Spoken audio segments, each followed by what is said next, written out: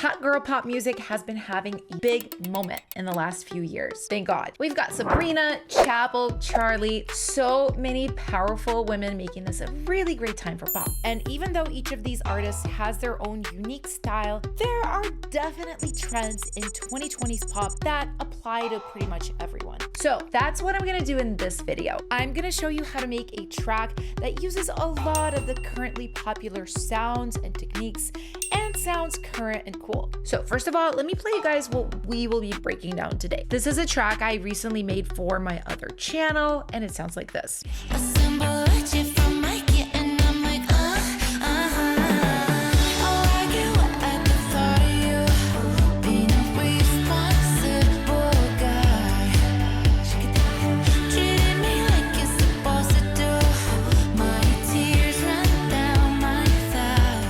And just a disclaimer, if you're wondering like, what am I listening to? Why are the lyrics familiar? I do these challenges on my main channel where I remake songs without hearing them just based on the lyrics. So this is all original music, everything we will be going over, but the lyrics are from Tears by Sabrina. But hey, like we're not focusing on lyrics today, just the music. So let's do that, starting with drums. Now, the first thing I want to talk about before we even jump into like looking at drum samples, things like that, is tempo choice. The cool girls recently are not like frantically dancing around, rushing. No, honey. It's less about super fast beats right now, a little bit more like walking tempo. It still moves, but isn't rushed. Now he's thinking about me. Da, da, da, da, da, da. You know, we are walking, not too fast.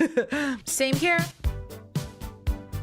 So yeah, I picked a tempo that moves but isn't too fast here, so we are at 118. And first and foremost, let's go ahead and take a look at the kick. It sounds like this, and it was a very deliberate choice here. So if you notice, I have my main kick sample right here. If I mute this, it sounds like this. And then I also have a layer that goes on top. This is a technique I use all the time for kicks and for snares. I think of these as bottoms and tops, and I like to combine them in different ways to create like my own unique kick drums and snares. So yeah, we're running with this punchy pop kick right here. It's got a lot of low end. It's got a nice little cut at the top. It's just like your basic, but like really strong, powerful pop kick. And this is a little bit interesting. So what this is technically like a non-lin 80s snare layer. This was a mouthful for any beginners. I apologize. Basically, this is a snare with like an 80s reverb on it, but I'm using it as like almost room texture of the room where the kick drum would be played. I hope that makes sense. You see, it sounds like kind of weird almost on its own, but with that kick, it makes it brighter, it makes it more 80s, and I love especially what it sounds like in context. So really cool trick, and I didn't even just stop with a kick here. I'm using the same trick for snares right here as well. So I have my snare body, which is the top track.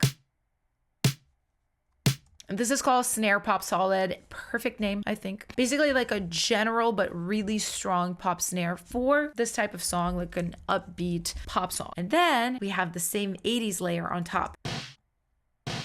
It's processed a little bit differently, so together the snares do this. Cool, huh? Immediately so 80s. By the way, all of these samples that I'm using, snares, the kicks, the layers, they all come from my brand new sample pack called Must Have Pop. I'll tell you guys a little bit more about it, but so proud of it, so excited. Like most sounds, honestly, in this track are from my pack. And one thing before we move on from drums that I want to really point out to you guys, what is really popular right at this moment is drums that lean natural. They're almost acoustic sounding, but they of course have processing to them that make them sound more like powerful than if you just held a microphone to a real drummer. So it gives the feeling of the real drummer, but it has the punch still of like a pop song. And one of the really, really good ways to immediately give the feeling of an acoustic drum set is of course to use acoustic hats like this. Now, this sample is actually one I made myself by combining different hat samples from my sample pack. This is really cool, you guys. I have been doing this technique for years, but this is the first time I have the like perfect samples for it. Usually I'm kind of like just rigging it, trying to figure it out. But see here, what I did is I actually included different sets of hats in the pack. So if we wanted to go specifically for acoustic hats, these are actually the hats I'm using, right? Or we could do a little bit brighter. These are not as acoustic sounding though. And then we also have like these, also acoustic, or even like trap hats. Kind of getting distracted though. So you basically bring in all of these hats, right? And what you do is, because they're all from the same hat, like they're captured. This is audio captured of my friend Will playing a real hi-hat. But see how like they're all different because these are different hits. And because they're different hits, you can make them sound a lot more natural. Because when they're not all different hits, like let's say just take this one hit and we can just like repeat it, right? Over and over and over again. It sounds like this. Like very clearly one sound being repeated over and over. But if we do this, if we just repeat like 3 of them, immediately it's like, oh, that sounds like a real person playing. And then what I would do is I would just create like the shape I want. I think I want it to be like tu tu tato, tu tu tato. Yeah, literally. And maybe like the second one, I can be like tweak the volume up a little bit and then just repeat it. And if you want to be fancy, you can like even tweak every repeat to like really make it humanized. But yeah. Cool, right? And this is how I made that. But yeah, guys, must have pop, the sample and preset pack that I'm using here. It just came out. I'm so excited because I truly think this is a must have for every producer, hence the name. The idea behind it is to give you a set of foundational sounds. So drums, effects, synth and bass presets that you can use in pretty much every song. I mean, let's be so for real. How many of us so often waste time looking for basic ass samples like kicks and snares? And then by the time you're done searching, you're so annoyed you don't even want to work on the song anymore. Raise your hand if you can relate. Instead of going through all of that, I wanted to give you a set of sounds that will work with pretty much every song you have. Want a kick for a trappy pop song? Pick one of these.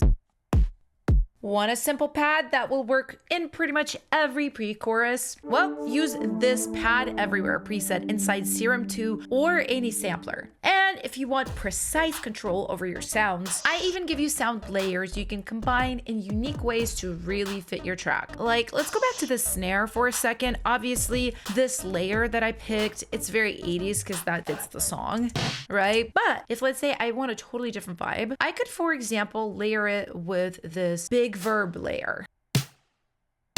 And it makes it more of like just a normal, nice acoustic snare. Or if I want this metallic snare, boom, we're in hyperpop territory now. There is so much you can do with this pack, and if any of it seems a little bit overwhelming, don't worry. I made a short course that comes with this pack where I basically explain every single sound, what they were intended for, how to combine them, everything you need. Seriously, guys, if you have this, I don't think you'll really need any other foundational sounds at all. So if you're ready to stop wasting your precious creative energy looking for samples, I'll give you a special launch discount. The link is in the description. Now let's take a look at bass. I feel like a lot of what the pop girlies are doing is rhythmic bass versus like the big long 808s that were popular before this. Right, we got that dun, dun, dun, dun. Almost like a Juno-ish, slow, kind of vibey bass. Oh, we got a really funky bass here. Doom, doom, doom. And that's an electric bass, which I also recommend as a cool alternative to a synth bass. If you guys can hire a bass player, that usually is the best option, right? Like often I will just send a part to my bass player and be like, just play that. And hey, like musicians right now need work more than ever with AI and all of that. So if you can take care of a musician, great. If not, this is a really sick instrument for like replicating the sound of an electric bass. Really recommend this one. But if you're gonna go with a synth bass, this is what I have in this song specifically. Hey. This has got a very analog feel, almost like a Juno, you know, one of those classic keyboards. This preset is called Bass Plucky Analog. It is also from Must Have Pop. And listen, guys, when you work with presets, whether it's mine or anybody else's, just make sure that you don't settle for a sound that you don't absolutely love. Like, I actually really love this one, but do learn at least like basic ways to adjust presets. Like, for example, here we have included macros for all of our presets, just really easy ways for you to adjust them. Like, back to this sound, we could give it a little bit more resonance if we want. You know, it gives it like a funky kind of sound. Give it more drive. That's actually sick. That sound makes it sound like a totally different sound. You know, and then a little filter on it too. If whatever preset you're using has got macros, play around with them. This is really powerful. But okay, let's move right along to some of the synth sounds that I'm using in the song. I'm going like full on 80s here. One of my favorite like 80s specific instruments is this one called Diva. Love the name, fits me very much. Plus the sounds are really good in here, guys. Like this ARP is so fun right here. I feel like I am at a laser show in Vegas in 1985. The only thing about Diva is she is a divalicious diva because she loves to eat up my computer's CPU and make everything like not work. So I've got a few parts here that I just like printed down because they were acting crazy, but I love these. These are fun.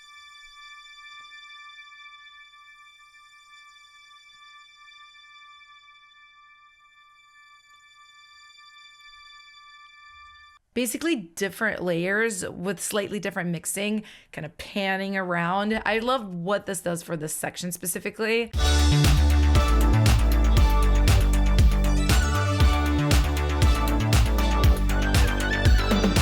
It's funny how it's not actually that noticeable, but if you take it away, you're like, wait, something is missing, right?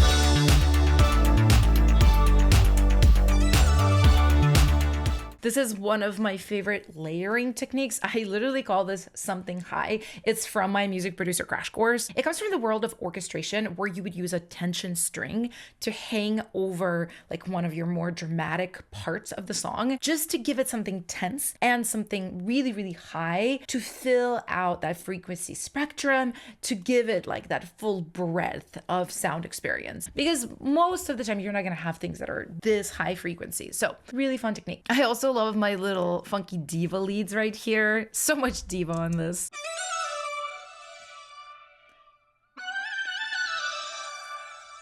And you guys can see I'm doing some filter automation here, just super simple, but opening and closing to give it some movement so it's not all that piercing sound. I also really love this simple synth right here.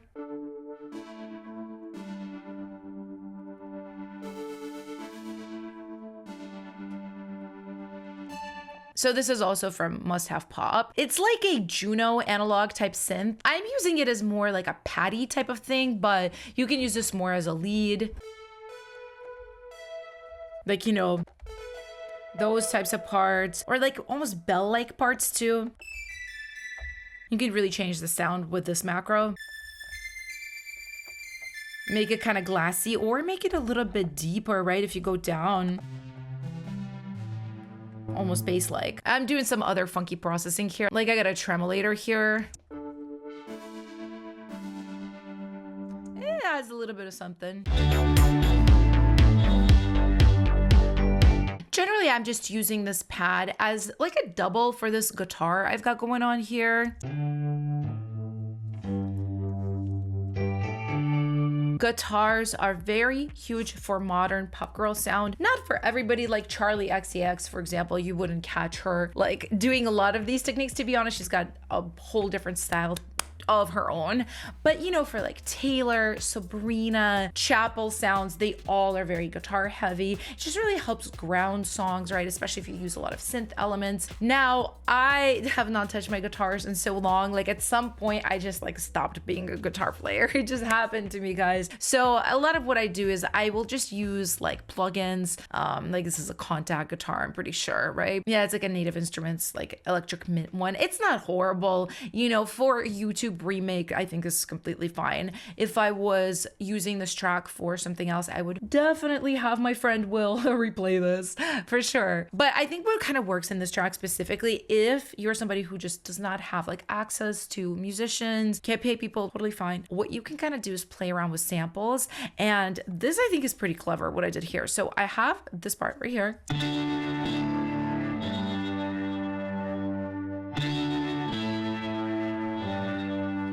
So it's playing the melody and the chords that I wanted it to, but guess what? This was an individual guitar sample originally. Like, this was it. So I actually melodined this whole part to do these chords.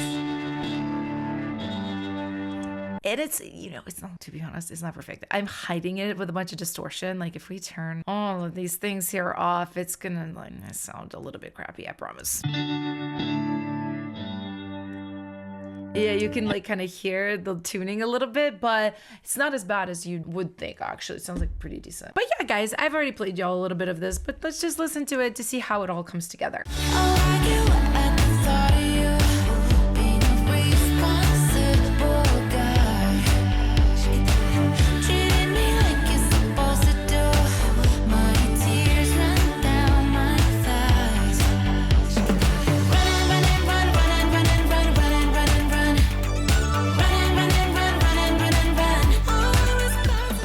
And okay, obviously I didn't get a chance to go over the vocal production here, but you know what? If you're wondering how my voice sounds so crispy and professional and nice, I'm using my totally free vocal preset that I made on these vocals. This preset works in every single DAW. It's all third-party plugins and they're all free. And if you want to learn how to use it, go watch this video. I will see you guys next time. Bye.